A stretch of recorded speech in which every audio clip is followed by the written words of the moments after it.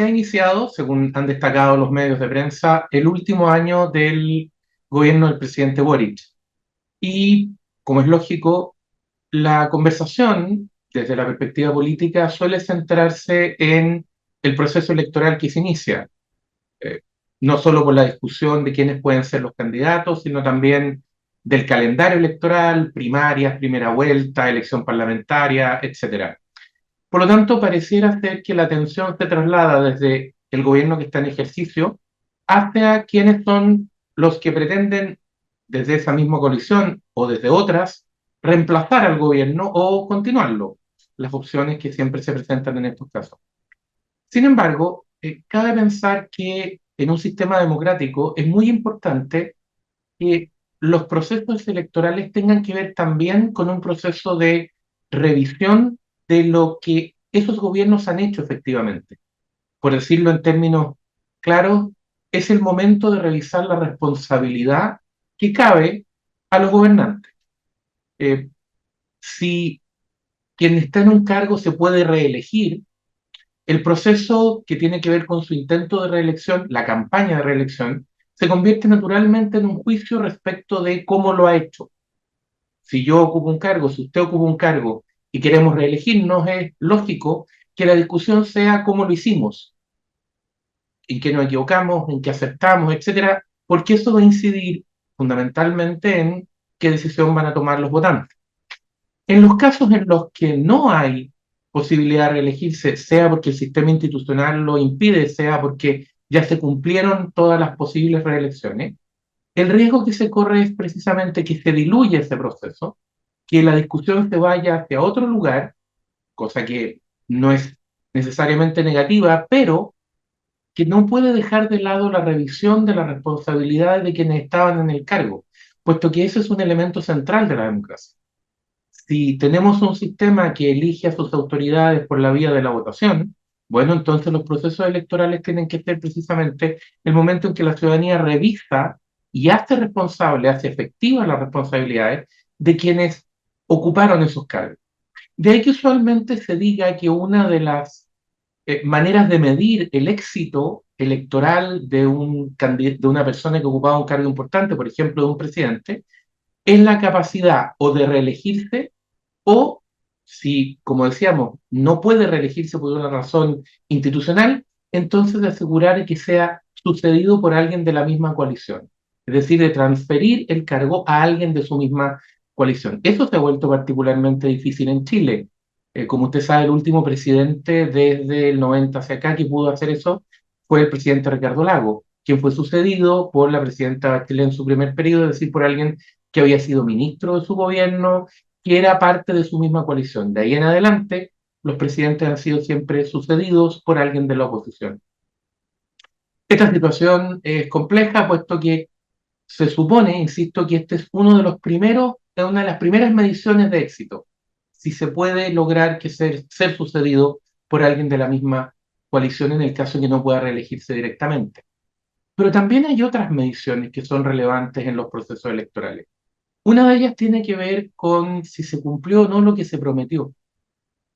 Todos los sistemas, todos los procesos electorales, perdón, suponen que al momento de hacer la campaña, los candidatos, sobre todo quienes aspiran a la más alta magistratura, a la presidencia de la República, en el caso de los sistemas presidenciales como el que tiene Chile, hacen una serie de ofertas, prometen hacer una serie de cosas durante su gestión. Al momento de entregar el cargo o cuando empieza el periodo de salida, corresponde entonces decir, bueno, ¿qué cumplieron de eso que prometieron?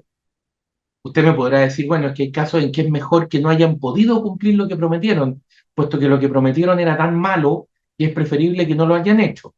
Claro, si alguien prometió refundar desde cero, cambiar la constitución vigente por una propuesta de constitución tan mala como la primera o la hecha por la primera convención, etcétera, y no logró hacer nada de eso, uno podría decir, qué bueno que no cumplió el programa. Sí, eso es cierto, pero queda otra pregunta por hacer. Pero no cumplió el programa porque no quiso, es decir, porque se dio cuenta de que era un error o porque tenía cosas negativas para el país, o no cumplió el programa porque no pudo, porque no tuvo la fuerza política suficiente, porque el país le rechazó esa alternativa, etcétera. esta discusión no es irrelevante, porque si no cumple el programa porque no pudo, bueno, eso nos puede indicar que en la siguiente ocasión en que pueda, lo va a intentar nuevamente. Y por lo tanto, no es que haya cambiado de opinión, no es que haya reconocido que lo que había propuesto era malo, no es que haya reconocido, por ejemplo, que la propuesta de la primera convención en materia constitucional era muy mala para Chile, sino que simplemente sea un tema de tiempo y se va a volver a insistir sobre lo mismo. Hay decisiones del gobierno en materias sectoriales, reformas realizadas, reformas planteadas que parecen apuntar más bien a esto, a que lo que no se hizo fue porque no se pudo, no porque no se quiso. Eh, los partidarios del gobierno que sostienen que ha habido un cambio de fondo, que ha habido una reorientación y que las aspiraciones refundacionales iniciales del presidente han cambiado, insisten en que ha sido fruto de la maduración, de una revisión de los planteamientos. Este es precisamente el momento de revisar eso, de determinar o de tratar de aclarar, porque la opinión pública, los votantes, quienes hacen el acto de confianza en elegir a alguien, tienen que tenerlo claro pensando no solo en quién votan ahora, sino que cuál es la opinión con que quedan de la responsabilidad que le cabe a quien dirigió el país o a quien lo dirige todavía, lo va a dirigir por una cierta cantidad de tiempo, respecto de lo que hizo y lo que dejó de hacer. Otro punto que también es relevante tiene que ver con los problemas que los gobiernos se enfrentan durante su gestión. Es usual que los gobiernos digan que heredan problemas del gobierno anterior y que enfrentan problemas nuevos y eso opera como un borde, un freno a lo que quisieran hacer, a su agenda. Su agenda es lo que ese conjunto de problemas le permite hacer, podría decir alguien.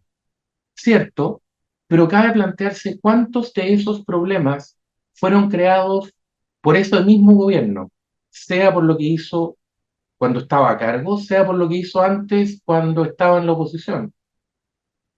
Por ejemplo, si yo digo que tengo un problema de seguridad, que tengo un problema de anomia, que tuve que enfrentar esa realidad, que tuve que enfrentar una policía sin los medios suficientes o sin el respaldo ciudadano suficiente, la pregunta que cabe hacerse es ¿cuánto influyó quienes hoy día nos gobiernan, cuánto influyeron, perdón, quienes hoy día nos gobiernan en esa realidad cuando fueron oposición? ¿Cuánto influyeron al negarse a aprobar determinadas leyes? ¿Cuánto influyeron al plantear ciertas reformas radicales de los órganos de seguridad? ¿Cuánto influyeron al confundir abiertamente violencia con ejercicio legítimo de la fuerza?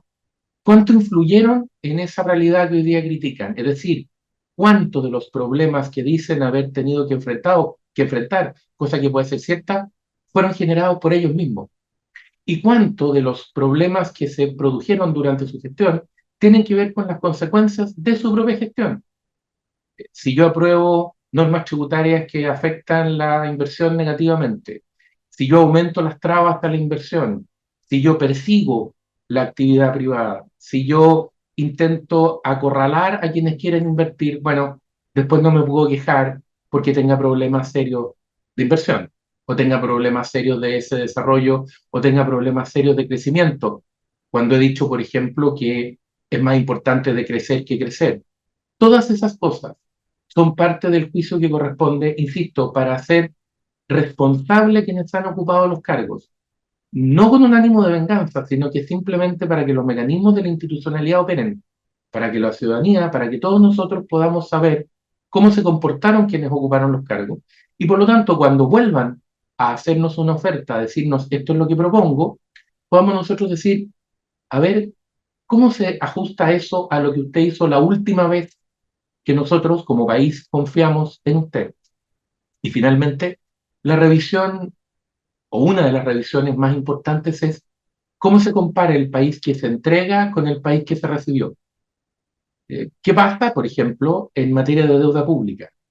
¿Cuánto ha crecido la deuda pública en Chile por decisiones del gobierno? ¿Cuánto se ha hecho para contratar personas que no debieran estar contratadas o que no se justifica su contratación? ¿En qué se han gastado los fondos públicos? ¿Cuáles han sido las prioridades? Eh, en fin, todas las decisiones que se han ido tomando, qué ha pasado con materias de salud, previsional, educacional, cuáles son los resultados específicos de las políticas que se han aplicado. Porque Es muy fácil prometer, es muy fácil hacer el discurso de decir, no, tenemos grandes objetivos, tenemos grandes aspiraciones. Lo que pasa es que los gobiernos no solo deben ser juzgados por lo que declaran, sino que deben ser juzgados fundamentalmente por lo que hacen y por lo tanto por las mediciones objetivas de dónde dejan al país. ¿Qué es lo que pasó a raíz de los instrumentos y de las medidas concretas que ejercieron? Insisto, este es un proceso complejo porque tiene que desarrollarse en el marco de un proceso electoral y van a haber muchas discusiones, muchas voces, mucho análisis en paralelo, pero es muy importante que se haga, pues aquí está un elemento radical del sistema democrático. Tal como decíamos al principio, si hemos optado por un sistema en que quienes ocupan los más altos cargos son elegidos por votación de las personas, entonces es fundamental que las personas revisen con calma, con detalle, qué es lo que pasó con quienes ocuparon esos cargos, cuáles fueron las consecuencias de las decisiones que tomaron, qué le hicieron al país, en qué se tradujeron esas consecuencias para todos, para usted, para mí, para todos nosotros, para que la siguiente vez que haya que tomar una decisión, se pueda medir el discurso, la promesa, las aspiraciones con los resultados y la realidad, para evitar que nos dejemos llevar por ilusiones y terminemos simplemente cosechando desilusiones y desencanto. El Líbero, la realidad como no la habías visto. Haz que estos contenidos lleguen más lejos haciéndote miembro de la Red Líbero.